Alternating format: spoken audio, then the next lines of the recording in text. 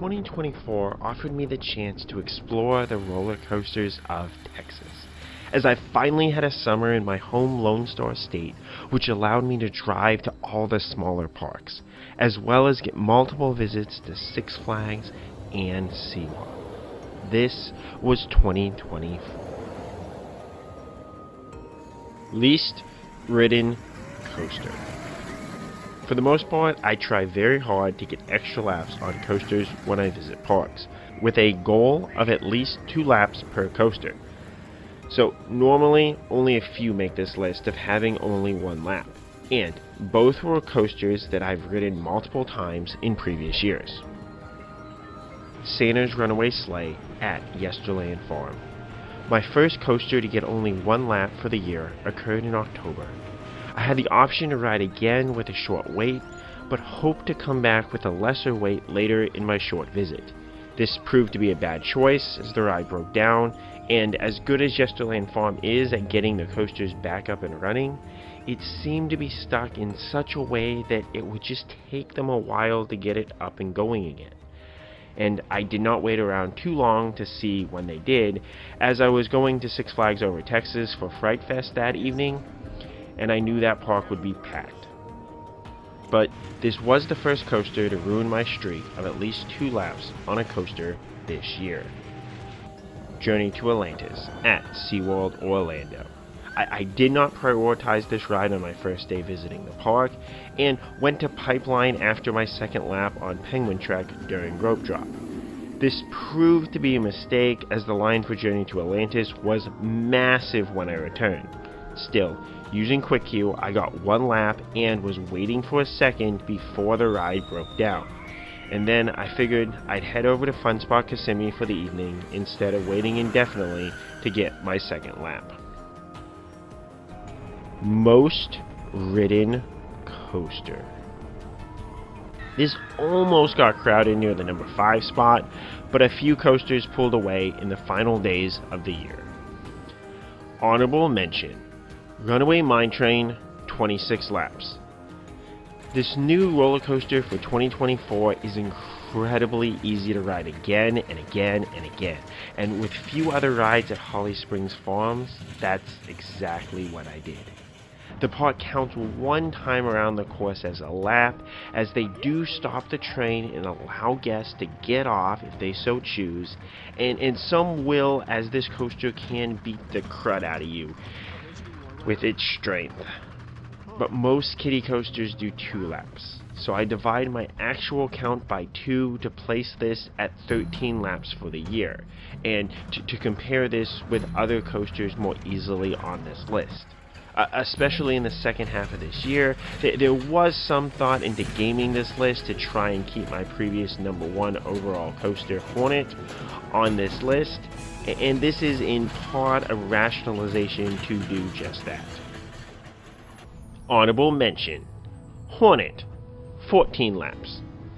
Until Mini Mine Train and Rolling Thunder passed this coaster in the final weeks of the year, it wasn't a 3-way tie for 5th on this list. As my favorite coaster as a kid, this was a real treat to ride again, and I got many additional laps on it during the 4th of July.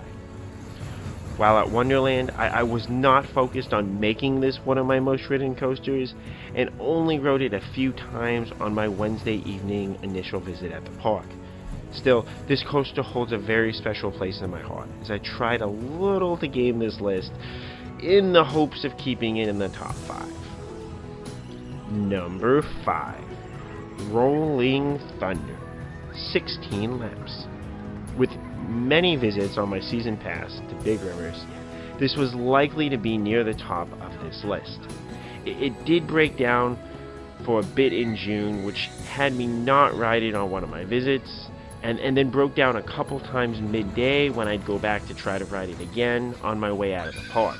So it easily could have been 3 to 4 laps higher. Plus, I'm not a big fan of this coaster in general, so I really did not prioritize any extra laps on it, with the exception of occasionally just wanting to try that hamster wheel again. Number 4. Cyclone, 18 laps. With no restraints, this coaster is a unique ride, but with no minimum rider requirement, it was the easiest coaster to ride again and again and again during my 2 days at Wonderland. So I got a few laps on it every time that I passed by while walking around the park. Number 2. Thai Shockwave, 23 laps. With a short line in the back of Six Flags over Texas, I've been able to stay on and ride this coaster multiple times in a row on most of my visits, which has allowed it to climb these rankings. Even on a crazy busy day during Fright Fest, I still got 4 laps on it because it had such a short line, and was giving a pretty good ride as well. Still, I had to wait an hour in line with it only running one train at the very end of the day during Holiday in the Park for it to tie Iron Rattler on this list. Number 2. Thai Iron Rattler, 23 laps. After normally prioritizing riding each coaster in a park twice, I just went for what I enjoyed the best. And Iron Rattler benefited from not having a line on some days, since I was able to get 4 laps in a row without getting off on about 3 of my visits to Fiesta, Texas. My decision to marathon this during the final 15 minutes after the Looney Tunes Christmas show helped push it above Shockwave and then ultimately into a tie for second place. Number 1. The Steel Eel, 30 laps. My favorite coaster as of 2024, so I prioritized riding it when I could. SeaWorld's operations were also top-notch this year, and I was able to get multiple laps on it even during spring break.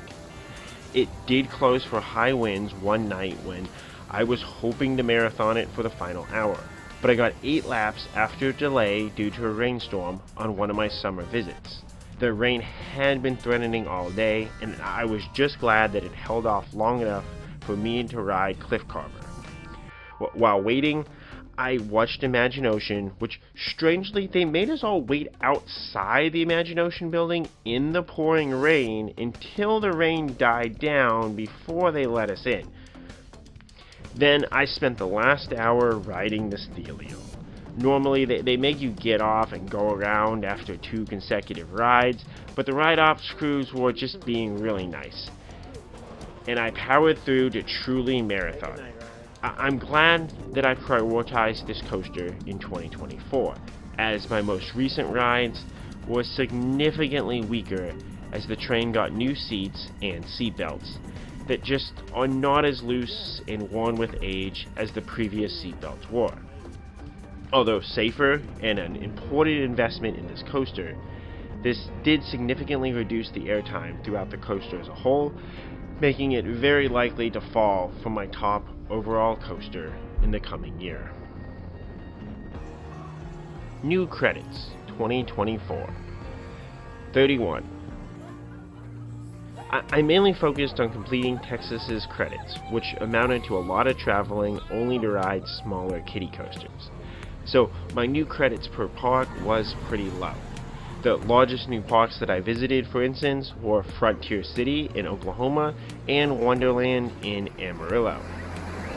Total credits in 2024. 87. I rode 56 not new to me coasters and 31 new to me coasters, for a total of 87 coasters.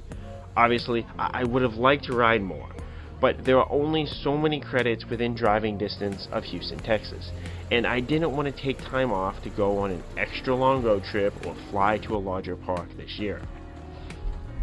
On those 87 coasters, though, I got 536 laps, which easily surpassed my 2022 and 2023 totals, and came up just 12 laps short of beating them combined. A direct consequence of how I counted Runaway Mine Train at Holly Springs Farm. Toughest credit.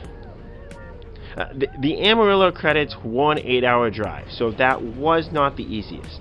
and it took some good luck hustling up enough riders to meet that minimum rider requirement for Texas Tornado, though I did get 3 laps ultimately on that coaster. And I did experience ride closures due to weather on my trip to Victoria and Corpus Christi.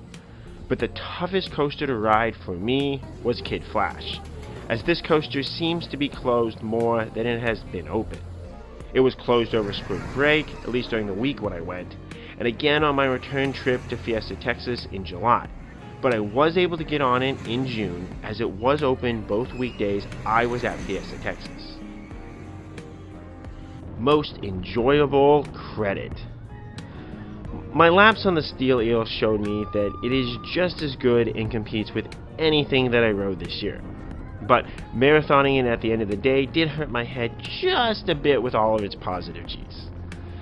Dr. Diabolical finally delivered as I learned how to ride it in the middle of the back row, delivering 2 truly impressive drops.